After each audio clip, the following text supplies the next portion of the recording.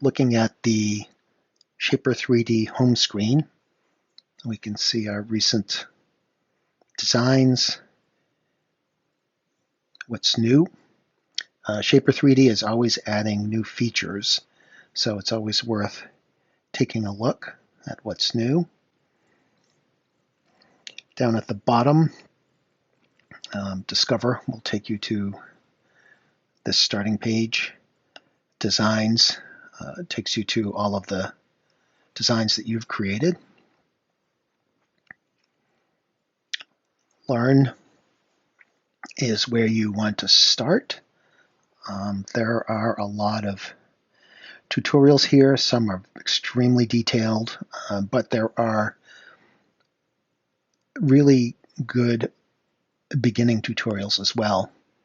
So, for instance, I recommend that you start with Draw 2D Sketches and go through all of these videos.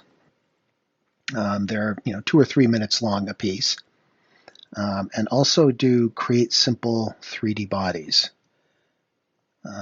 These two sets of videos will take you through many of the basic functions of Shapr3D that you'll be using for this class. It's also good to know about the forums. These are Shapr3D users, many of whom are experts, professional designers. So if you have questions, they probably have already been answered here. If not, you can post your questions once the class is over. In the meantime, you can feel free to ask me, but also you can search the forums for advanced information.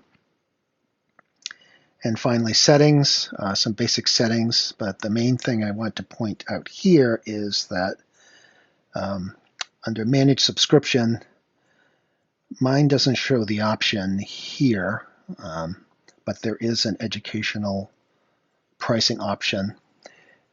If you just downloaded the app for free, you are using the basic option, which gives you access to most of the features to try to use on the iPad and try it out, but you will not be able to export your files in high quality to print. So obviously that's a limitation. To be able to do that, you'd need to have a standard or business subscription or an educational option. So I'll just take a look at the educational pricing. If you go to the Shapr3D.com website and tap on pricing, you'll see the basic, standard, and business options. But if you keep scrolling down, you'll see that there is an option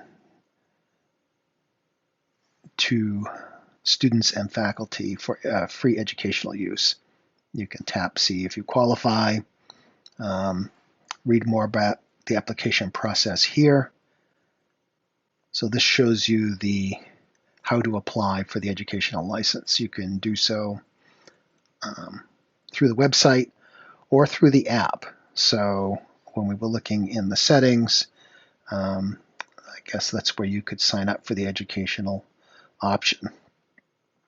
You will need to use your KVCC email address or other email address that's associated with an educational institution. But if you use your KVCC email address, then you can say that you're a student. You'll also need to take a photo of your ID card, which you won't have for KV.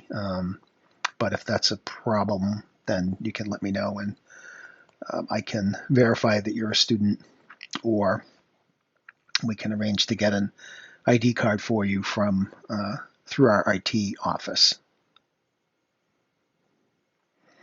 All right, back to the app. Oh, I guess before I leave here completely, if I go back to prices and options, you'll notice that the program Shapr3D is now available for Mac OS and Windows, as well as iPad OS. For the first several years of the app's history, it was an iPad-only app. Relatively recently, they started offering a Mac laptop and desktop version. And even more recently, there's a Windows sort of beta version that you can try. So if you prefer the desktop or laptop interface, you can try those. But this class will be focusing on the iPad OS version, which is the most robust and the oldest, most complete version of the software.